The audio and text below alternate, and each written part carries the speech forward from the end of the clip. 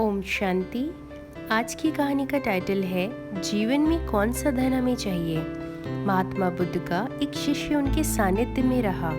फिर वो शिष्य कुछ समय के लिए अपने घर वापस आया। जब वो घर आया तो उसकी माँ उसे देखकर बहुत खुश हो गई। और वो जो शिष्य था वो बहुत अमीर खानदान से था। और उसकी माँ ने कहा, मेरा बेटा आया है, वो अब बहुत बड़ा ज्ञानी और योगी बन गया है। तो उसकी माँ ने उसके प्रवचन के लिए प्रबंध किया ताकि सभी गांव वाले उसके बेटे के प्रवचन को सुन सके। और वो खुद भी जब प्रवचन चालू होता है तो वहाँ जाकर बैठ जाती है। तो उस समय जो उसका घर बंगला था जो कि बगल में ही था, तो उसके बंगले में कुछ चोरों का समूह वहाँ आता है चोरी करने के लिए। और उन चोरों को पता होता है कि ये किसी अमीर खानदान वाले का बंगला है और इस समय बंगले में कोई नहीं है। तो सब चोर मिलकर उस घर में घुसते हैं। तो जो चोरों का सरदार है वो देख लेता है कि एक काम वाली ने उन सबको अंदर जाते हुए देख लिया है। थोड़ा सा वो डरता है कि शायद ये दासी अपनी मालकिन को जाकर सब बता देगी। फिर वो अपने साथियों को वहीं छोड़कर उस दासी के पीछे जाता है, क्योंकि उसे जानना होता है कि वो दासी क्या करती है और क्या बोलती है। तो वो देखता है वो दासी अपनी मालकिन के पास जाती है और मालकिन से कहती है कि हमारे घर में चोर घुस आए हैं और वे लोग चोरी कर रहे हैं। तो वो मालकिन कहती है, उनको जो करना है करने दो, मुझे अभी प्रवचन सुनने दो, सुनने में तुम विघ्न मत डालो। तो जो वो चोरों का सरदार है ये सब देख रहा था और सुन भी रहा था। जब वो ये बातें सुनता है तो उसे धक्का लग जाता है कि ये कैसी स्त्री है जो कह रही है कि मेरे प्रवचन सुनने में विघ्न मत डालो, चोरों को जो करना है करने दो। वो सरदार वापस आता है। पहली बार उसे जीवन में धक्का लगता है और पहली बार उसे अनुभव होता है जो हम माणिक मोती हीरे सोना जो लूट रहे हैं, जो चोरी कर रहे हैं, जिसे हम सबसे कीमती मूल्यवान समझ रहे हैं, दुनिया में इससे भी ज्यादा मूल्यवान कुछ और है। बस उसके दिमाग में एक ही बात घूमती रहती है कि उस स्त्री ने किस आधार से कहा कि उनको जो करना है करने दो, उनको जो लूटना है लूटने दो, उनको जो चोरी करना है करने दो, बस मेरे प्रवचन सुनने में विघ्न न डालो। बस यही बात उस चोर के सरदार को ऐसी जाके लगती है कि वो सोचने में मजबूर हो जाता है कि जिसको हम संपत्ति और धन समझ रहे हैं उससे भी मूल्यवान कुछ और धन संपत्ति है। फिर वो सरदार जाकर अपने साथियों से कहता है कि हमारी चोरी के बारे में मालकिन को पता चला। तो मालकिन ने ये बात कही, उनको जो करना है करने दो, मेरे प्रवचन में विघ्न न डालो।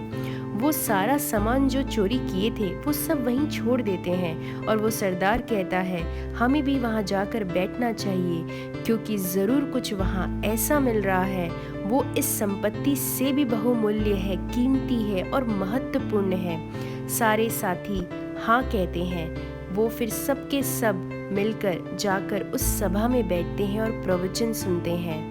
वे कल भी चोर थे, वे आज भी चोर हैं। कल तक वो हीरे मोती सोना को असली धन संपत्ति मूल्यवान वस्तु समझते थे और चोरी करते थे, पर आज उन्हें ऐसा धन मिला है जो इस संसार में सबसे बहुमूल्य है। वो है ज्ञान धन। वो अब उसकी चोरी कर रहे हैं। उनको इतना आनंद मिला, शायद उन सभी को यही जीवन में चाहिए था, परंतु दिशा गलत थी। और शायद हमें भी आज अपने जीवन में यही आनंद चाहिए जो वो चोरों को चाहिए थी। आज अपनी चेकिंग करें, हम रोज हर दिन कौन सी चोरी में लगे हुए हैं, धन की या ज्ञान धन की। और सोचने की एक ये भी बात है, जो धन हम कमाने में अपना सब कुछ दांव पे लगा रहे हैं, अपना समय, अपना सेहत, अपना परिवार और इतना कुछ सब दांव पे लगाने के बाद क्या हम वाकई में उस आनंद, उस सुख को अनुभव कर रहे हैं जीवन में? क्या उस धन का सदुपयोग भी कर रहे हैं या सिर्फ उससे अपना बैंक बैलेंस ही बना रहे हैं? आज हर मनुष्य धन के पीछे बावला हो गया है, पागल हो गया है। धन का सुख नहीं है पर धन की होड़ है। धन से पुण्य नहीं कमा पा रहा पर उस धन से पाप जरूर कमा रहा है। हमें भी वो आनंद और सुख चाहिए जो उन चोरों को चाहिए था। पर सोचिए, धन हमारी बाहरी जरूरतों को पूरा करेगा। वो स्थूल कमाई है जो स्थूल चीज़ों के काम आएगी, जो जीवन निर्वाह करने के लिए ज़रूरी है। पर आनंद और सुख ये आंतरिक चीज़ें हैं जो बाहरी धन से आप नहीं खरीद सकते, नहीं पा सकते। इसको पाने के लिए आपको ज्ञान धन कमाना पड़ेगा। ज्ञान एक ऐसा प्रकाश है जो जीवन के सारे अंधेरे को ख़त्म कर देता है। जो ज्ञान धन कमाते हैं वो धन कमाने वालों से ज़्यादा खुशी में रहते हैं, ज़्यादा सुखी रहते हैं, ज़्यादा आनंद में रहते हैं और पूरे उमंग उत्साह से अपना जीवन जीते हैं।